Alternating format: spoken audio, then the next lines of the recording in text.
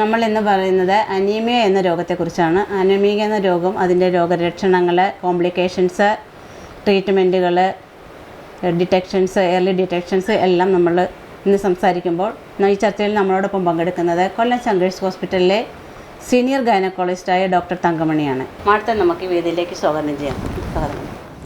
Madam, എൻ്റെ ആദ്യത്തെ ചോദ്യം, മാഡം ഒത്തിരി സീനിയർ ആയിട്ടുള്ള ഒരു ഡോക്ടറാണ്. അപ്പോൾ നമ്മുടെ ചുറ്റും ഇഷ്ടംപോലെ ഹോസ്പിറ്റലുകളും ഒത്തിരി ഡോക്ടേഴ്സും ഒക്കെ ഉണ്ടെങ്കിലും ഗർഭാവസ്ഥയിൽ നമ്മളുടെ രോഗികളിൽ ഒത്തിരി നമ്മൾക്ക് വേണ്ടതും വേണ്ടാത്തതുമായ ഒത്തിരി അവസ്ഥകൾ നമ്മളിവിടെ കാണുന്നുണ്ട്. അതിനെപ്പറ്റി ഒന്ന് വിശദമായിട്ട് നമ്മുടെ യുവതലമുറയ്ക്കൊന്ന് പറഞ്ഞു കൊടുക്കാൻ പറ്റുമോ? അതിനുള്ളൊരു എന്ത് ഉപദേശമാണ് മാഡത്തിന് കൊടുക്കാനുള്ളത്? എനിക്ക് പറയാനുള്ളതെന്ന് വെച്ചാൽ, നമ്മളൊരു പ്രഗ്നൻ്റ് ആയതിനു ശേഷം ഹോസ്പിറ്റലിൽ വരുന്നതല്ല, അത് പ്രഗ്നൻസി അല്ലെങ്കിൽ ഈവൻ മാരേജ് കഴിഞ്ഞാൽ ഉടനെ തന്നെ അവരൊരു ഗൈനക്കോളജിസ്റ്റിനെ കണ്ട് ഒരു കൗൺസിലിംഗ് ചെയ്യുന്നതാണ് വളരെ അത്യാവശ്യം. ഇപ്പോഴത്തെ കാലത്ത് നമുക്ക് മാരേജ് എന്ന് പറയാൻ പറ്റില്ല, കാരണം ലിവിങ് ടുഗദർ ഒരു സൈഡിലുണ്ട്. അപ്പോൾ അവർ ലൈഫിലോട്ട് സ്റ്റാർട്ട് ചെയ്യുന്നതിന് മുമ്പേ അവരൊരു കൗൺസിലിങ്ങിൽ വന്നാൽ അവരുടെ ആരോഗ്യസ്ഥിതി നമുക്ക് നോക്കാം. ഇപ്പോൾ ഈ പറഞ്ഞ പോലെ അനീമിയയോ ഷുഗർ അങ്ങനെയുള്ള എന്ത് അസുഖങ്ങളും നമുക്ക് ബ്ലഡ് ഇൻവെസ്റ്റിഗേഷനിലോ അല്ലെങ്കിൽ അവരുടെ പരിശോധനയിലോ കണ്ടുപിടിച്ച് അതെല്ലാം കറക്റ്റ് ചെയ്തതിന് ശേഷം വേണം നമ്മളൊരു പ്രഗ്നൻസിയിലോട്ട് കടക്കേണ്ടത്. അങ്ങനെയാണെങ്കിൽ പ്രഗ്നൻസിയിൽ ഉണ്ടാകുന്ന കോംപ്ലിക്കേഷൻസ് വളരെ കുറഞ്ഞിരിക്കും. അത് നമ്മൾ ഈ യുവതലമുറ എന്ന് പറയുമ്പോൾ നമ്മുടെ അഡോളസൻസിനെയും കൂടി അതിൻ്റെ കൂടെ ചേർക്കണം. അഡോളസൻ്റ് എന്ന് പറയുമ്പോൾ ഒരു 9 വയസ്സ് തൊട്ട് 20 വയസ്സ് വരെ മേ ബി സ്കൂൾ ഗോയിങ്ങോ കോളേജ് ഗോയിങ്ങോ ആയിരിക്കും. അവരുടെ കാര്യത്തിലും നമ്മൾ ശ്രദ്ധിക്കണം. അത് പേരൻസ് ശ്രദ്ധിക്കണം. സ്കൂളുകളിൽ വേണമെങ്കിൽ ക്യാമ്പുകൾ നടത്താം. അപ്പോൾ കുട്ടികൾക്ക് അവയർനെസ് കിട്ടും. ആ രീതിയിൽ നമ്മൾ അവരെ ശ്രദ്ധിച്ചുകൊണ്ട് വേണം അവരെ ഒരു മാരേജിലോട്ടും ഒരു പ്രഗ്നൻസിയിലോട്ടും കൊണ്ടുപോകാനായിട്ട്. കൂടാതെ തന്നെ നമ്മൾ പ്രഗ്നൻസി അല്ലെങ്കിൽ മാരേജ് കഴിഞ്ഞ് പ്രഗ്നൻസി വേണം എന്ന് പറയുന്നവർക്ക് കൊടുക്കാനുള്ള 1-2 ഉപദേശങ്ങൾ. നമ്മളൊരു ചെറിയ സിമ്പിളായിട്ടുള്ള ടാബ്ലറ്റാണ് ഫോളിക് ആസിഡ്. അത് പ്രഗ്നൻസിക്ക് ഒരു 2 മാസം മുമ്പ് തൊട്ടേ നമ്മൾ കഴിച്ചു തുടങ്ങിയാൽ നല്ല രീതിയിലുള്ള കുഞ്ഞിനും നല്ല അമ്മയുടെ ആരോഗ്യസ്ഥിതി നല്ല രീതിയിൽ വരാൻ സാധ്യത കൂടുതലായിട്ടുണ്ട്. പിന്നെ രണ്ടാമത്തെ കാര്യം, നമ്മൾ പ്രഗ്നൻ്റ് ആയിക്കഴിഞ്ഞാൽ വീട്ടിൽ അമ്മ അല്ലെങ്കിൽ വീട്ടുകാർ പറയും ഒരു 3 മാസം കഴിയട്ടെ പോകാൻ.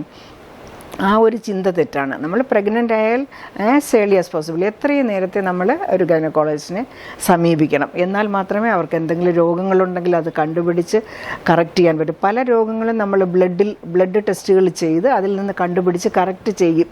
അത് എത്രയും നേരത്തെ ചെയ്താൽ അത്രയും നല്ലത്. പിന്നെ അത് കഴിഞ്ഞിട്ട് നമ്മളിപ്പോൾ ഷുഗറോ എന്തെങ്കിലും ഉണ്ടെങ്കിൽ നമ്മൾ പ്രഗ്നൻസി ആകുന്നതിന് മുമ്പേ വന്നാൽ അത് സീരിയസ് ആയിട്ടുള്ള സംഭവമാണ്. അത് അവരോട് കാര്യം പറഞ്ഞ് കറക്റ്റ് ചെയ്ത് നോർമൽ ആയതിന് ശേഷം മാത്രമേ നമ്മളെ പ്രഗ്നൻസിയിലോട്ട് അവരെ വിടാറുള്ളൂ. അതുകൊണ്ടൊരു കൗൺസിലിംഗ് എന്ന് പറയുന്നത് വളരെ വളരെ അത്യാവശ്യമുള്ളൊരു കാര്യം. പിന്നെ ഒരു അൺവാണ്ടഡ് പ്രഗ്നൻസി കഴിയുന്നതും ഉണ്ടാകാതിരിക്കാൻ നോക്കുക. അവർക്ക് പ്രഗ്നൻസി ആവശ്യമുണ്ടെങ്കിൽ അവർ വന്ന് കണ്ടതിന് ശേഷം പ്ലാൻ ചെയ്തിട്ട് മാത്രമേ അതിലോട്ട് പോകാവുള്ളൂ. അല്ലാതെ അതൊരു കോൺട്രാസെപ്ഷൻ എന്നുള്ള രീതിയിൽ ആയിക്കഴിഞ്ഞതിന് ശേഷം വേണ്ട എന്ന് പറയുന്നത് വളരെ വളരെ ബുദ്ധിമുട്ടുള്ളൊരു കാര്യമാണ്. അത് പ്രത്യേകിച്ച് ഈ തലമുറയോട് ഞങ്ങൾക്ക് പറയേണ്ടി വരുന്നു. അവിടെ ഈ അനീമിയ അല്ലെങ്കിൽ വിളർച്ച എന്താണെന്നൊന്ന് വിശദീകരിച്ച് തരാമോ? അനീമിയ എന്ന് പറഞ്ഞാൽ നമ്മുടെ രക്തത്തിലെ ഹീമോഗ്ലോബിൻ്റെ കുറവിനെയാണ് നമ്മൾ അനീമിയ എന്ന് പറയുന്നത്. അപ്പോൾ അത് നമ്മൾ ഒരു കൗൺസിലിങ്ങിനൊക്കെ വരുന്ന കുട്ടികളോ അല്ലെങ്കിൽ ചെറിയ കുട്ടികളെ കൊണ്ടുപോകുമ്പോഴോ അവർക്ക് വിളർച്ച വല്ലതുകൊണ്ട് ഡോക്ടർമാർ ബ്ലഡിൻ്റെ ടെസ്റ്റുകളെല്ലാം ചെയ്ത് അതിൽ കൂടി കണ്ടുപിടിക്കും. അല്ലാതെ തന്നെ കുട്ടിയെ കാണുമ്പോഴോ കുട്ടിയുടെ കംപ്ലയിൻറ്റ്സ് കേൾക്കുമ്പോഴോ തന്നെ അവർക്ക് വിളർച്ചയുടെ ലക്ഷണങ്ങൾ ഉള്ളതായിട്ട് മനസ്സിലാക്കാം. അത് മനസ്സിലാക്കി കഴിഞ്ഞാൽ അവരെ ചികിത്സിച്ച് റെഡിയാക്കിയതിന് ശേഷം വേണം കഴിയുന്നതും പ്രഗ്നൻസിയിലോട്ട് അവരെ അയക്കാനായിട്ട്. അല്ല പ്രഗ്നൻ്റ് ആയ ശേഷമാണ് വരുന്നതെങ്കിൽ നമുക്കതിൻ്റെ ടെസ്റ്റുകളെല്ലാം പിന്നീട് ചെയ്യാൻ പറ്റുന്നതാണ്. വിളർച്ചയുടെ രോഗകാരണങ്ങളെ പറ്റി ഒന്ന് വിശദീകരിച്ച് തരാമോ? വിളർച്ചയുടെ കാരണങ്ങൾ എന്ന് പറഞ്ഞാൽ ഞാൻ നേരത്തെ പറഞ്ഞതുപോലെ ഒരു ലേഡി പ്രഗ്നൻ്റ് ആകുമ്പോൾ കുറച്ചുകൂടി വിളർച്ച കൂടാൻ സാധ്യതയുണ്ട്. കാരണം അതൊരു ഫിസിയോളജിക്കലായിട്ട് അവരുടെ ബ്ലഡിൽ വെള്ളത്തിൻ്റെ അളവ് കൂടുമ്പോൾ ഉള്ള ഹീമോഗ്ലോബിൻ 11 ഉണ്ടെങ്കിൽ അത് 10 കുറയും.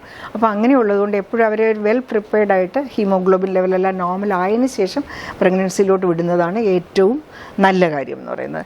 പിന്നെ ലക്ഷണങ്ങൾ എന്ന് പറഞ്ഞാൽ സാധാരണ പ്രഗ്നൻ്റ് അല്ലാത്ത ആളുകൾ കാണുന്ന പോലെ തന്നെ അവർക്ക് ശ്വാസം മുട്ട് വരാം, നെഞ്ചിടിപ്പ് വരാം, കാലിൽ നീര് വരാം, പൊതുവേ ഒരു ക്ഷീണം, ജോലി ചെയ്യാൻ മടി, ആ രീതിയിലുള്ള ലക്ഷണങ്ങളെല്ലാം ഗർഭിണികളിലും വരും. കുറച്ചുകൂടി കൂടി വരും എന്ന് മാത്രം. പൊതുവെ നല്ല രീതിയിൽ ഭക്ഷണം കഴിക്കുന്ന ആളുകളിലും വിളർച്ച നമ്മൾ കാണുന്നുണ്ടല്ലോ, അതെന്തുകൊണ്ടാണ് അങ്ങനെ വരുന്നത്? അതാണ് ഞാൻ പറഞ്ഞത്. ഇപ്പം നമ്മൾ വലിയ കുഴപ്പമില്ലാത്ത രീതിയിൽ ഒരു 11 ഗ്രാംസോ WHO പറയുന്ന 11 ഗ്രാംസ് എങ്കിലും വേണമെന്നാണ് ഉള്ളവർ പോലും പ്രഗ്നൻസിയിലോട്ട് വരുമ്പോൾ ഒരു ഫിസിയോളജിക്കൽ ഡൈല്യൂഷൻ ഒരു സംഭവമാണ്. ചില ബ്ലഡ് വെസലിനകത്തുള്ള വാട്ടർ കണ്ടൻറ്റാണ് കൂടുന്നത്, അതിൽ സെല്ലിനേക്കാൾ കൂടുതൽ വാട്ടർ കൂടുന്നു. അപ്പോൾ ഒരു ഡൈല്യൂഷൻ വരുമ്പോൾ ഹീമോഗ്ലോബിൻ ഡ്രോപ്പ് ഡൗൺ ചെയ്യും. പിന്നെ ഇൻക്രീസ്ഡ് ഡിമാൻഡ്, കുഞ്ഞിന് കൊടുക്കണം, പ്ലാസൻ്റയ്ക്ക് കൊടുക്കണം, മദറിന് വേണം, ഇതെല്ലാം കൂടെ ആകുമ്പോൾ ഇൻക്രീസ്ഡ് ഡിമാൻഡ് കൂടി വരുമ്പോൾ രണ്ടും കൂടി ചേരുമ്പോൾ നല്ല രീതിയിൽ ഭക്ഷണം കഴിക്കുന്ന ഒരു ഗർഭിണിയായ സ്ത്രീയാണെങ്കിൽ അവർക്കൊരു സപ്ലിമെൻറ്റ് നമ്മൾ കൊടുക്കണം. നമ്മൾ അയൺ ടാബ്ലറ്റ് അവരെടുത്തിരിക്കണം. ഏതെല്ലാം പരിശോധനകളിലൂടെ നമുക്ക് ഈ രോഗം നിർണ്ണയിക്കാൻ പറ്റും? ഇപ്പം ഞാൻ ഈ പറഞ്ഞ രീതിയിലുള്ള ലക്ഷണങ്ങളെല്ലാം അവർ കാണിക്കും.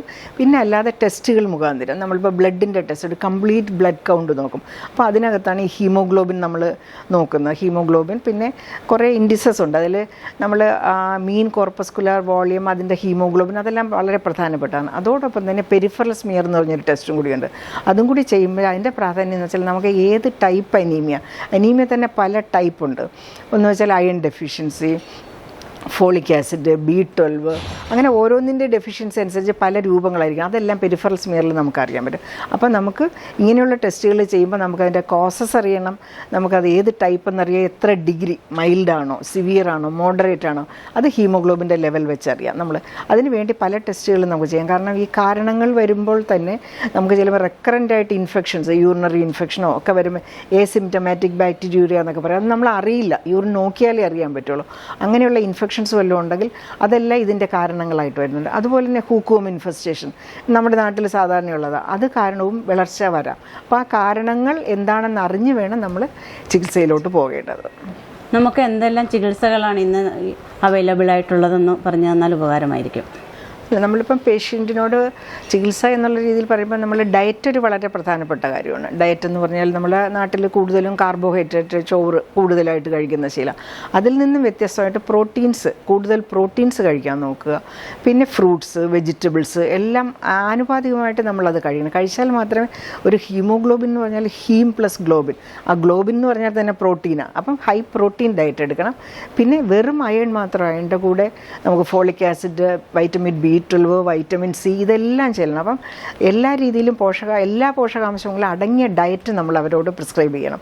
അതൊന്നാമത്തെ കാര്യം. പിന്നെ രണ്ടാമത് നമുക്ക് സപ്ലിമെൻറ്റേഷൻ എന്നുള്ള രീതിയിൽ ഹീമോഗ്ലോബിൻ കുറവാണെങ്കിൽ നമുക്ക് അയൺ ടാബ്ലറ്റ് പ്രിസ്ക്രൈബ് ചെയ്യാം. അയൺ ടാബ്ലറ്റും അയൺ ഇഞ്ചക്ഷനുമായിട്ട് ബോഡിയിൽ പിടിക്കുന്നതിന് വലിയ വ്യത്യാസം വരില്ല. പക്ഷേ എന്നാൽ തന്നെയും ചില പേഷ്യൻസിന് അയൺ ടാബ്ലറ്റ് കഴിക്കുമ്പോൾ അവർക്ക് അത് അഡ്ജസ്റ്റ് ചെയ്യാൻ പറ്റത്തില്ല. ഛർദിലോ കോൺസ്റ്റിപ്പേഷനോ ഡയറിയോ ഒക്കെ വരാം. അപ്പോൾ അങ്ങനെയുള്ളവർക്ക് നമ്മൾ പേരൻട്രൽ അല്ലെങ്കിൽ ഇഞ്ചക്ഷൻ IM ആയിട്ടോ IV ആയിട്ടോ കൊടുക്കാം. പിന്നെ IM കുറച്ച് വേദന കൂടുതലൊക്കെ ആയതുകൊണ്ട് നമ്മൾ IV ഇൻഫ്യൂഷനായിട്ട്, ടോട്ടൽ IV ഇൻഫ്യൂഷനായിട്ട് കൊടുക്കുമ്പോൾ ഒറ്റ സ്ട്രെച്ചിൽ തന്നെ നമുക്കത് കറക്റ്റ് ചെയ്യാം. ടോട്ടൽ എത്ര ഡെഫിഷ്യൻസി ഉണ്ടെന്ന് കാൽക്കുലേറ്റ് ചെയ്യുന്നു, അത് ഒറ്റ സ്ട്രെച്ചിൽ തന്നെ നമുക്ക് കൊടുത്ത് തീർക്കാൻ പറ്റും.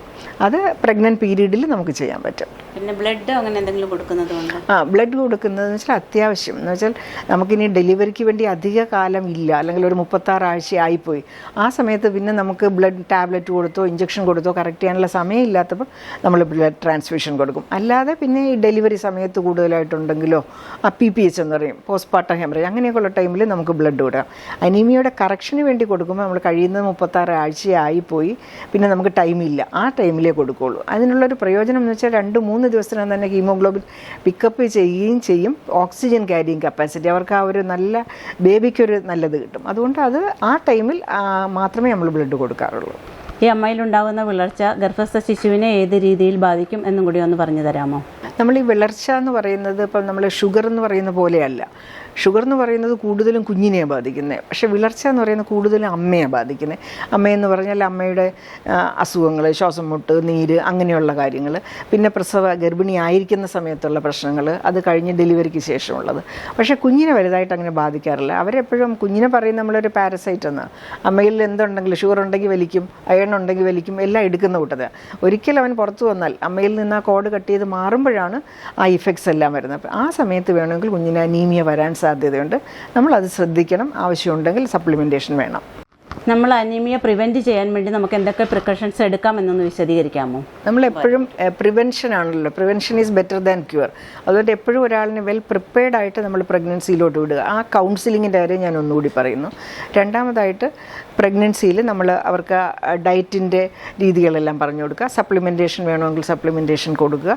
പിന്നെ നമ്മൾ റെഗുലറായിട്ടുള്ള ആൻറ്റിനേറ്റൽ ചെക്കപ്പിന് അവർ വരണം. ആദ്യത്തെ 7 മാസം മാസത്തിലൊരിക്കലും, പിന്നെ 2 ആഴ്ച കൂടുമ്പോഴും. പിന്നെ സിവിയറായിട്ടുള്ള അനീമിയ എന്തെങ്കിലും ഉണ്ടെങ്കിൽ 1 മാസം എന്നുള്ള നമ്മൾ 2 ആഴ്ചയിലൊരിക്കൽ അവരെ കാണേണ്ടതാണ്. പിന്നെ ഇവർക്ക് തന്നെ പ്രഗ്നൻസിയിൽ BP വരാനുള്ള സാധ്യത, PAH, പിന്നെ recurrent abortions, pre term labour, premature rupture of membranes, അങ്ങനെയൊക്കെയുള്ള കോംപ്ലിക്കേഷൻ വരാതിരിക്കാനായിട്ട് നമ്മൾ ശ്രദ്ധിക്കുക. ഫ്രീക്വൻ്റ് ആയിട്ട് കാണുക. സ്കാനിങ് അതാത് സമയങ്ങളിൽ ചെയ്യുക. ആദ്യത്തെ 3 മാസത്തിലൊരു സ്കാനിങ്, രണ്ടാമത്തെ 3 മാസത്തിൽ, പിന്നെ സ്കാനിങ് അപ്രോപ്രിയേറ്റ് ആയിട്ട് ചെയ്യുക. പിന്നെ കുഞ്ഞിനെ ശ്രദ്ധിക്കാൻ വേണ്ടി ഫീറ്റൽ കിക്ക് ചാർട്ട് എന്ന് പറയും. കുഞ്ഞിൻ്റെ അനക്കം നോക്കാനായിട്ട് രാവിലെ, ഉച്ചയ്ക്ക്, വൈകിട്ട് 3 നേരവും 1 മണിക്കൂർ ഇടത് സൈഡ് ചരിഞ്ഞ് കിടന്ന് കുഞ്ഞിൻ്റെ അനക്കം ശ്രദ്ധിക്കുമ്പോൾ ഒരു 6 7 പ്രാവശ്യം കിട്ടിയാൽ അവരുടെ കയ്യിൽ കുഞ്ഞ് സേഫാണ് എന്നൊരു ബോധം അവർ വീട്ടിൽ നിന്നാലും അവർക്കറിയാൻ പറ്റും. ആ രീതിയിൽ ശ്രദ്ധിച്ച് കൊണ്ടുപോയി ഹോസ്പിറ്റൽ സമയത്ത് എത്തിച്ചാൽ നമുക്ക് വലിയ പ്രശ്നങ്ങളില്ലാതെ മുന്നോട്ട് കൊണ്ടുപോകാൻ പറ്റും. മാഡം ഒത്തിരി നന്ദിയുണ്ട്. കാരണം നമുക്കെല്ലാവർക്കും നന്നായിട്ട് മനസ്സിലാകത്തക്ക രീതിയിൽ ഇത് വിശദമായിട്ട് മാഡം ഇത് പറഞ്ഞു തന്നതിന് വളരെ നന്ദിയുണ്ട്.